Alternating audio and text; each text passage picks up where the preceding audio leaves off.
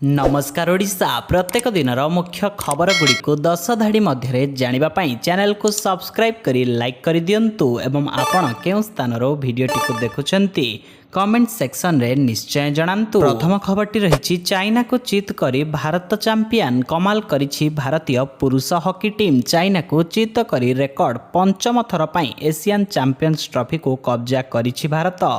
घरोई परिवेश रे चाइना प्रथम थर फाइनाल खेलुथिले हैं अपराजय भारत को चैंपियन हेबारु रोकी पारिनी। फाइनाल रे हरमनप्रीत सिंह को भारतीय टीम कड़ा संघर्ष सह चाइना को 1-0 रे हराई ट्रॉफी जीतिछि। भारत पक्षरु जुगराज सिंह ही एकमात्र गोल स्कोर करिसेंती। एही गोलटी शेष क्वार्टर अर्थात 51तम मिनिट रे ही मिलिथिला। परवर्ती खबर रही सुभद्रा योजनार शुभारंभ कले मोदी 25 लाख 11 जन महिला को मिली सुभद्रार प्रथम किस्तीर 5,000 टंका मोट 1250 कोटी टंका अकाउंट को पठाई मोदी सरकार। प्रति हिताधिकारी अकाउंट को आसी 4,999 टंका। यह सह भुवनेश्वर गाड़कण रे प्रधानमंत्री आवास योजना 2.0 योजनार मध्य शुभ उद्घाटन करिसेंती। एही क्रम रे 26 लाख लोकं को मिली घरर चाबी। मोदी निजे हिताधिकारी को गृह प्रवेश कराइबा सह सेमानंक सह आलोचना करिथिले भलमंद पचारि बुझिथिले। परवर्ती खबर रही रील्स निशारे रास्तार शव होई सोईथिले उत्तर प्रदेश रा कसगंज जिलार एक वीडियो एबे भाइराल हेबारे लागिछि। सोशल मीडिया रे भाइराल हेबा पई निजको मृत बोली दर्शाइथिले मुकेश। केवल सेतिकी नुहे कसगंजर व्यस्त बहुल रास्तार शव परी पड़ी रहिथिले। तांका शरीर उपरे एक धड़ा चादर आवृत होइथिबा बेले नाकरे तुला भर्ती करा जाइथिला। बेकरे फुलहार भी पड़िथिला जहां देखि लोके मुकेश को मृत बोली धरी नहीं। तेबे वीडियो शेष हेबा मात्रे से हठात जीवंत होई उठिले और जोर रे हसिबाकु लागिले। एहाकु देखि सेठाकारे रुंड होइतिबा लोक आश्चर्य होई पड़िले। परवर्ती खबर रही कैंसर पाई आसीगला वैक्सीन। खबर मुताबक चिकित्सा क्षेत्र में एक बहुत बड़ टर्निंग पॉइंट आसीगला बोली चर्चा हेबारे लागिछि। कारण बहुत वर्ष धरी कैंसर रोगर निराकरण उपरे वैज्ञानिक माने रिसर्च करुथिले। बहु वर्षर गवेषणा मध्य एपरी किछि चिकित्सा उपरे नुआ तथ्य सामना को आसिचंती जहाँकि कैंसर पाई वैक्सीन आसी जाइछि बोली तथ्य मिलिछि। हेले एही वैक्सीन कैंसर को रोकिबा पाई नुहे बरं कैंसर रोगी मानक चिकित्सा क्षेत्र में बहुत सहायक हेबो बोली कहा जाइछि। कैंसर ट्यूमर को रोकिबारे बहुत बड़ भूमिका तुलाइब। एहा सह पुनर्बार एही रोग आउ शरीर रे हेबो नाही। एही वैक्सीन एपरि ही प्रतिरोधमूलक कार्य रहिबो। परवर्ती खबर रही सेना अधिकारी सह बांधवी को प्रबल पिटिला पुलिस। पुलिस नारे आसीछि सांघातिक अभियोग आनिछंती जणे सेना अधिकारी। पुलिस तांको ओ तांको बांधवी को थाना रे निस्तुक माड़ मारिबा सह प्रबल निर्यातना देइथिबा अभियोग होईछि। राजधानीर भारतपुर थाना रे घटिछि एपरि अमानवीय कांड। सेना पक्षरु घटना संपर्क रे ट्वीट करा जिबा परे एहर क्राइम ब्रांच तदंत पाई निर्देश दैछंती पुलिस डीजी वाईबी खुरानिया। एथिसह घटनार पुंखानुपुंख तदंत करी रिपोर्ट देबाकू डीजीपी निर्देश दैछंती। एथिसह मेजर गुरुबंश सिंह बांधवी नारे होइथिबा मामला प्रत्याहार हेबो बोली डीजीपी कहिसेंती। परवर्ती खबर रही जेउ प्रतिश्रुति मु देइथिली ताहा पूरण हेउछि। सुभद्रा शुभारंभ अवसर रे प्रधानमंत्री कहिथिले प्रभु जगन्नाथଙ୍କ कृपारो पुणी ओडिशा आसीबा सौभाग्य मिलिला। जनता मैदान रे ओडिया रे अभिभाषण आरंभ करिथिले प्रधानमंत्री। निर्वाचन बेले जहा कथा दिया जाइथिला से सब पालन करा जाइछि। जहा कहिथिलु ताहा करिछु कहिसेंती मोदी। श्रीमंदिर चारिद्वार खोलिबु कहिथिलु खोलिलु। रत्न भंडार खोलिबाकू कहिथिलु भंडार खोला हला। जेउ स्वप्न मध्यम वर्ग देखिछंती सबको पूर्ण कराजिबो बोली प्रधानमंत्री प्रतिश्रुति दैछंती। कोटिएरु अधिकंकु मिलिबो सुभद्रा लाभ। तेणु एहा ओडिशार महिला को उन्नत करने प्रोत्साहित करिबो बोली कहिछंती प्रधानमंत्री। परवर्ती खबर रही बीजेडी सुप्रीमो को घारिछि संगठन चिंता। सेतिकी नुहे प्रत्येक निर्वाचन मंडली नेतांकु डाकी आलोचना करुछंती नवीन पट्टनायक। देवगढ़ जगतसिंहपुर गंजाम पुरी मयूरभंज ढेंकानाल भली निर्वाचन मंडलीर नेतांकु डाकी 1-to-1 आलोचना करिसेंती।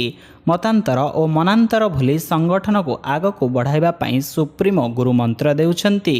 तेबे जलजल होई दिसुथिबा फाटको भुवनेश्वर रे रही नवीन केमिति जोड़िबे से नहीं बड़ द्वंद्व सृष्टि होईछि। 2024 निर्वाचन पूर्वरु अनेक आमदानी नेता बड़ आशारे बीजेडी को लंफ मारिले।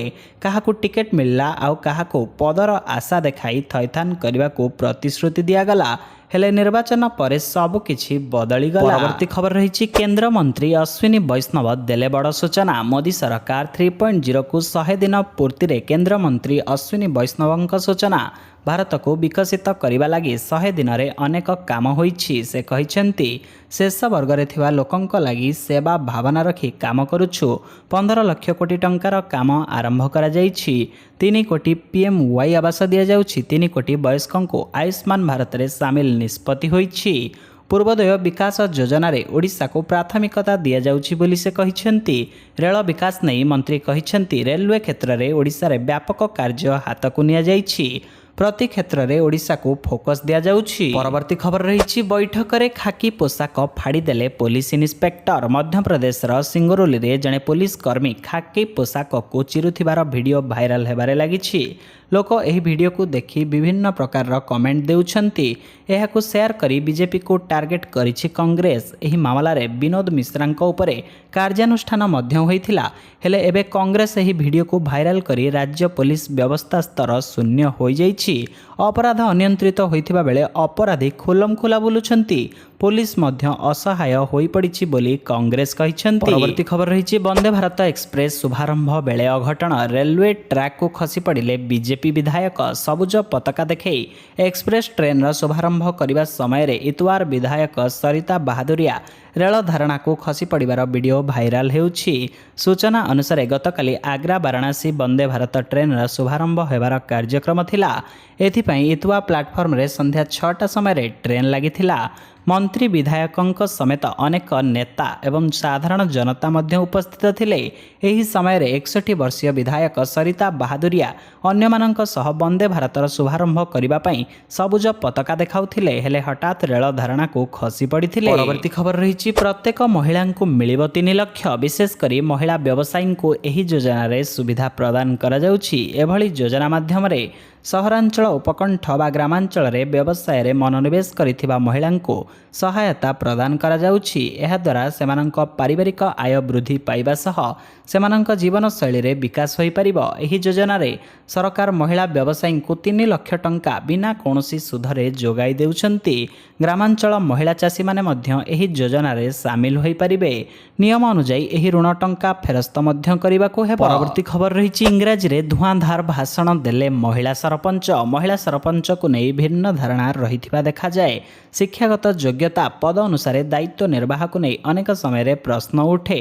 परिवार महिला सदस्य सरपंच निर्वाचित होइथिले संपर्कीय पुरुष समस्त दायित्व तुलाइबा अभियोग मध्य हुए। मात्र एबे चर्चा रे रहिसेंती जड़े महिला सरपंच मंचरे समस्तंक सामने इंग्राजी रे भाषण दे कमाल करिसेंती एही सरपंच जनक। एमिति कि एही महिला सरपंचक इंग्राजी भाषण शुणी चकित हो जाइछंती खोद जिल्लापाल। परवर्ती खबर रही आईसीसी र बड़ घोषणा। अंतर्जातीय क्रिकेट परिषदर एक बड़ घोषणा करिछि। आईसीसी प्रतियोगिता रे भाग नेउथिबा पुरुष एवं महिला टीम को समान पुरस्कार राशि मिलिबो। डरबन रे आईसीसी र वार्षिक सम्मेलन रे एही निष्पत्ति ने जाइछि। आईसीसी र चेयरमैन ग्रेग बार्केल एक विवृत्ति रे कहिसेंती जे एहा आम खेलर इतिहास रे एक गुरुत्वपूर्ण मुहूर्त एवं मते खुशी लागुछि जे आईसीसी विश्वस्तरीय प्रतियोगिता रे भाग नेउथिबा पुरुष एवं महिला क्रिकेटर मानंकु वर्तमान समान भावे पुरस्कृत करा जिवो।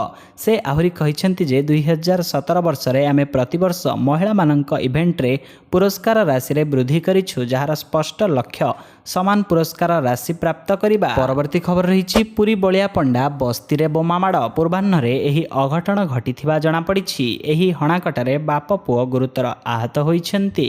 आहत 2 जण बलिया पंडा विजयनगर बस्तीर संदीप सानिएल और तांको पुओ मृत्युंजय सानिएल बोली जणा पड़िछि। उभयंकु जिला मुख्य चिकित्सालय रे भर्ती करा जाइछि। सकाळ 9:30 मृत्युंजय तांको टोटोरे बसिथिले।